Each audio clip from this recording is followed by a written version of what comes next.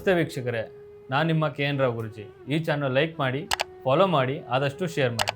ಇವತ್ತಿನ ವಿಷಯ 2026ರ ಮೇ ತಿಂಗಳ ರಾಶಿ ಬಗ್ಗೆ ತಿಳಿಸ್ಕೊಡಕ್ಕೆ ಬಂದಿದ್ದೀನಿ. ಅದರಲ್ಲಿ ಮೇಷರಾಶಿಯ ಗ್ರಹಗತಿಗಳ ಬಗ್ಗೆ, ಫಲಾನುಫಲ ಬಗ್ಗೆ ತಿಳಿಸ್ಕೊಡಕ್ಕೆ ಬಂದಿದ್ದೀನಿ. ಅದರಲ್ಲಿ ಗ್ರಹಗತಿಗಳು ಮೇ 17ರಿಂದ ನಿಮ್ಮ ರಾಶ್ಯಾಧಿಪತಿ ಮಂಗಳ ನಿಮ್ಮ ಮನೆಯಲ್ಲಿ ಇರೋದರಿಂದ ಭಾಳ ಶಕ್ತಿಯುತ ಆಗಿರ್ತಾನೆ. ಅದರ ಜೊತೆಗೆ ಶನಿ 12ನೇ ಮನೆಯಲ್ಲಿರೋದ್ರಿಂದ ಸ್ವಲ್ಪ ಶನಿಯ ಪ್ರಭಾವ ಭಾಳ ಬೀರ್ತಾ ಹೋಗುತ್ತೆ. ಯಾವ ರೀತಿ ಬೀರ್ತಾ ಹೋಗುತ್ತೆ ಅಂತ ತಿಳಿಸ್ಕೊಡ್ತೀನಿ. ಅದರಲ್ಲಿ ಉದ್ಯೋಗದಲ್ಲಿ ಮೊದಲ ಅರ್ಧ ಭಾಗದಲ್ಲಿ ಇವರಿಗೆ ಬಹಳನೇ ಸ್ಟ್ರೆಸ್ ಇರುತ್ತೆ, ಬಹಳನೇ ಹೆಚ್ಚಿನ ಒತ್ತಡ ಇರುತ್ತೆ, ಸ್ವಲ್ಪ ಕೆಲಸದ ಒತ್ತಡಗಳು ಜಾಸ್ತಿ ಬರ್ತಾ ಹೋಗುತ್ತೆ, ಮತ್ತು ಮೇಲಧಿಕಾರಿಗಳಿಂದ ತೊಂದರೆ ಆಗ್ತಾ ಹೋಗುತ್ತೆ. 17ನೇ ತಾರೀಕು ಆದಮೇಲೆ ಇವರಿಗೆ ಸ್ವಲ್ಪ ಕೆಲಸದ ಮೇಲೆ ಒತ್ತಡ ಕಮ್ಮಿ ಆಗ್ತಾ ಬರುತ್ತೆ, ಸ್ವಲ್ಪ ಅದರಲ್ಲಿ ನಿಮಗೆ ರಿಲೀಫ್ ಸಿಗ್ತಾ ಹೋಗುತ್ತೆ. ನೀವೇನೇ ಮಾಡಿದ್ರೂ ಕೂಡ ಸ್ವಲ್ಪ ಅದರಲ್ಲಿ ನಿಮಗೆ ಪ್ರಶಂಸೆ ಸಿಗ್ತಾ ಹೋಗುತ್ತೆ. ಮೊದಲ ಅರ್ಧ ಭಾಗ ಅವರಿಗೆ ಕಠಿಣ ಪರಿಶ್ರಮ ಇದ್ದರೂ ಕೂಡ ಎರಡನೇ ಅರ್ಧ ಭಾಗದಲ್ಲಿ ಇವರಿಗೆ ಒಳ್ಳೆ ರೀತಿಯ ಪ್ರಶಂಸೆ ಸಿಗ್ತಾ ಹೋಗುತ್ತೆ, ಎಲ್ಲ ರೀತಿ ಅನುಕೂಲ ಆಗ್ತಾ ಹೋಗುತ್ತೆ. ಮತ್ತು ವ್ಯಾಪಾರದಲ್ಲಿ ನೋಡ್ತಾ ಹೋದರೆ ಮೊದಲು 17ನೇ ತಾರೀಕು ಒಳಭಾಗದಲ್ಲಿ ಇವರಿಗೆ ಸರಾಸರಿಯಾಗಿರುತ್ತೆ. ನೀವು 10 ರೂಪಾಯಿ ಇನ್ವೆಸ್ಟ್ಮೆಂಟ್ ಮಾಡಿದ್ರೆ 10 ರೂಪಾಯಿನೇ ಬರುತ್ತೆ ವಿನಃ ಅದಕ್ಕಿಂತ ಜಾಸ್ತಿ ಇವರಿಗೆ ಪ್ರಾಫಿಟ್ ಅಂತೂ ಬರೋದಿಲ್ಲ. ಪೂರ್ತಿ ಪ್ರಮಾಣದಲ್ಲಿ ಸರಾಸರಿಯಾಗಿ ಇರುತ್ತೆ, ಈಕ್ವಲ್ ಆಗಿರುತ್ತೆ ಇವರಿಗೆ. 17ನೇ ತಾರೀಕು ಆದ ಮೇಲೆ, ಮೇ 17ನೇ ತಾರೀಕು ಆದ ಮೇಲೆ ಇವರಿಗೆ ಸ್ವಲ್ಪ ಒಳ್ಳೆಯ ಫಲಿತಾಂಶ, ಒಳ್ಳೆಯ ಲಾಭ, 10 ರೂಪಾಯಿ ಹಾಕಿದರೆ 15 ರೂಪಾಯಿ ಲಾಭ ಬರುವಂಥ ಚಾನ್ಸಸ್ಗಳು ತುಂಬ ಇದೆ. ಮತ್ತು ಎಜುಕೇಷನಲ್ಲಿ ನೋಡ್ತಾ ಹೋದರೆ ಇವರಿಗೆ ಪರಿಶ್ರಮಕ್ಕೆ ತಕ್ಕ ಪ್ರತಿಫಲ ಸಿಗ್ತಾ ಹೋಗುತ್ತೆ. ಸ್ವಲ್ಪ ಕಠಿಣ ಪರಿಶ್ರಮ ಮಾಡ್ತಾ ಇರಬೇಕು. ಹೈಯರ್ ಎಜುಕೇಷನ್ ಆಗಿರ್ಬೋದು, ಸ್ವಲ್ಪ ಡಿಗ್ರಿ ಓದ್ತಿರೋರಾಗಿರ್ಬೋದು, ಏನೇ ಓದ್ತಿರೋದಾಗಿರ್ಬೋದು, ಸ್ವಲ್ಪ ಕಠಿಣ ಪರಿಶ್ರಮ ಪಟ್ಟರೆ ಮಾತ್ರ ಒಳ್ಳೆಯ ಫಲಿತಾಂಶ ಸಿಗ್ತಾ ಹೋಗುತ್ತೆ, ಮತ್ತು ಒಳ್ಳೆ ಮಾರ್ಕ್ಸ್ ಬರ್ತಾ ಹೋಗುತ್ತೆ. ಮತ್ತು ನೀವೇನಾದ್ರು ಓದಬೇಕಂತ ಇರ್ತೀರಿ, ಕೋರ್ಸ್ಗಳು ಮಾಡಬೇಕಂತ ಇರ್ತೀರಿ, ಅದರಲ್ಲೂ ಕೂಡ ನಿಮಗೆ ಒಳ್ಳೆಯ ಫಲಿತಾಂಶ ಸಿಗುವಂಥದ್ದು, ಮತ್ತು ಅದರಲ್ಲೂ ಕೂಡ ನಿಮಗೆ ಜಾಯಿನ್ ಆಗುವಂಥದ್ದು ಅವಕಾಶಗಳು, ಹೊಸ ಅವಕಾಶಗಳು ಸಿಗ್ತಾ ಹೋಗುತ್ತೆ. ಮತ್ತು ರೈತಾಪಿ ಬಂಧುಗಳಿಗೆ ಈ ತಿಂಗಳಲ್ಲಿ ಹಿಂದೆ ಏನು ನಿಮಗೆ ಲಾಸ್ ಆಗಿರ್ಬೋದು ಇಲ್ವಾ, ಈಕ್ವಲ್ ಆಗಿ ನೀವು ಹಾಕಿರುವಂಥ ಬಂಡವಾಳ ಎಷ್ಟಿದೆ ಅಷ್ಟೇ ಬಂದಿರ್ಬೋದು.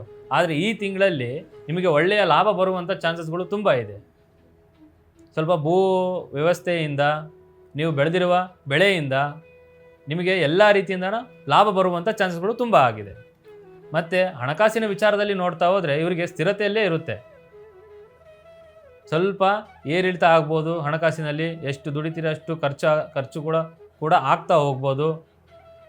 ಸ್ವಲ್ಪ ಆರೋಗ್ಯದ ವಿಚಾರದಿಂದನೂ ಕೂಡ ನಿಮಗೆ ಹಣದ ಪೋಲು ಆಗ್ತಾ ಹೋಗ್ಬೋದು. ಯಾಕಂತ ಹೇಳಿದ್ರೆ ಆರೋಗ್ಯದ ಸ್ಥಿತಿಗತಿ ನೋಡ್ತಾ ಹೋದರೆ ಈ ತಿಂಗಳಲ್ಲಿ ಸ್ವಲ್ಪ ಜಾಗರೂಕತೆಯಿಂದ ಇರಬೇಕು. ಯಾಕಪ್ಪ ಅಂತಂದರೆ ಸ್ವಲ್ಪ ಅವರಿಗೆ ನಿದ್ರೆಹೀನ ಆಗುವಂಥದ್ದು, ರೋಗ ನಿರೋಧಕ ಶಕ್ತಿ ಕಡಿಮೆ ಆಗುವಂಥದ್ದು. ಯಾಕಪ್ಪ ಅಂತಂದರೆ ಈ ರಾಶಿಯಲ್ಲಿ ಮಂಗಳ ಗ್ರಹ ಭಾಳ ದುರ್ಬಲನಾಗಿರ್ತಾನೆ. ಇದರಿಂದ ಇವರಿಗೆ ಆರೋಗ್ಯದ ಮೇಲೆ ಏರುಪೇರು ಆಗ್ತಾ ಹೋಗುತ್ತೆ. ಇದರಿಂದ ಏನಾಗುತ್ತಪ್ಪ ಅಂತಂದರೆ ಇವರಿಗೆ ಹಣಕಾಸಿನಲ್ಲಿ ತೊಂದರೆಗಳು ಈಡಾಗುವಂಥ ಚಾನ್ಸಸ್ಗಳು ತುಂಬ ಇದೆ. ಮತ್ತು ಇದರ ಜೊತೆಗೆ ಸ್ವಲ್ಪ ಕೈಕಾಲು ನೋವು ಉಂಟಾಗೋದು, ಕೈಕಾಲು ಸೆಳೆತ ಉಂಟಾಗೋದು, ಮತ್ತು ತಲೆನೋವು ಬಾಧೆಗಳು ಜಾಸ್ತಿ ಆಗ್ತಾ ಹೋಗೋದು, ಸ್ವಲ್ಪ ಸಣ್ಣ ಪುಟ್ಟ ಕಾಯಿಲೆ ಕಸಾಯಗಳು ಬರ್ತಾ ಹೋಗೋದು. ಇದರಿಂದ ಸ್ವಲ್ಪ ಜಾಗರೂಕತೆಯಿಂದ ಇದ್ದಷ್ಟು ನಿಮಗೆ ಅನುಕೂಲ. ಇನ್ನು ಪ್ರೀತಿ ಪ್ರೇಮ ವಿಚಾರದಲ್ಲಿ ನೋಡ್ತಾ ಹೋದರೆ ಹಿಂದಿನ ತಿಂಗಳಲ್ಲಿ ಆಗಿರ್ಬೋದು, ಅದು ಹಿಂದಿನ ತಿಂಗಳಲ್ಲಾಗಿರ್ಬೋದು, ಸ್ವಲ್ಪ ಜಗಳ, ಕಿರಿಕಿರಿ, ಮನಸ್ತಾಪಗಳು, ಗೊಂದಲಗಳು ಏನಾರಿದ್ರೂ ಸಹಿತ ಈ ತಿಂಗಳಲ್ಲಿ ಎಲ್ಲ ರೀತಿ ಕಡಿವಾಣ ಆಗ್ತಂಗಾಗುತ್ತೆ. ಪೂರ್ತಿ ಪ್ರಮಾಣದಲ್ಲಿ ಎಲ್ಲ ರೀತಿ ಅನ್ಯೋನ್ಯತೆಯಿಂದ ಇರುತ್ತೆ ಪ್ರೀತಿ ಪ್ರೇಮ ವಿಚಾರದಲ್ಲಿ. ಮತ್ತು ಮದುವೆ ವಿಚಾರದಲ್ಲಿ ಆಗಿರ್ಬೋದು, ಕುಟುಂಬದ ವಿಚಾರದಲ್ಲಿ ಆಗಿರ್ಬೋದು, ಸ್ವಲ್ಪ ಶುಭ ಕಾರ್ಯಗಳು ನಡೆಯುವಂಥ ಚಾನ್ಸಸ್ಗಳು ತುಂಬ ಇದೆ. ಸ್ವಲ್ಪ ಕುಟುಂಬದಲ್ಲಿ ವಾತಾವರಣ ಹೇಗಿರುತ್ತಂದರೆ ಸಂತೋಷದ ವಾತಾವರಣ ಕೂಡಿ ಬರುತ್ತೆ. ಮತ್ತು ಸ್ವಲ್ಪ ಮೇಷರಾಶಿಯವರು ಹಿರಿಯರಿಗೆ ವಾದ ವಿವಾದ ಮಾಡೋದನ್ನು ತಡಿಬೇಕಾಗುತ್ತೆ. ನಾನೇ ಎಂಬುದು ಸ್ವಲ್ಪ ನೀವು ಬಿಡಬೇಕಾಗುತ್ತೆ. ಇಷ್ಟು ನೀವು ಮಾಡಿದಷ್ಟು ನಿಮಗೆ ಎಲ್ಲ ರೀತಿಯಿಂದ ಅನುಕೂಲಗಳು ಆಗ್ತಾ ಹೋಗುತ್ತೆ. ಮೇಷರಾಶಿಯವರಿಗೆ ಶನಿಯ ಪ್ರಭಾವ ಇರೋದರಿಂದ ಸ್ವಲ್ಪ ಕಠಿಣ ಪರಿಶ್ರಮಗಳು ಬರ್ತಾ ಹೋಗುತ್ತೆ. ಸ್ವಲ್ಪ ಎಲ್ಲ ರೀತಿಯಿಂದನೂ ಅಡ್ಡಗಾಲು ಆಗ್ತಾ ಬರುತ್ತೆ.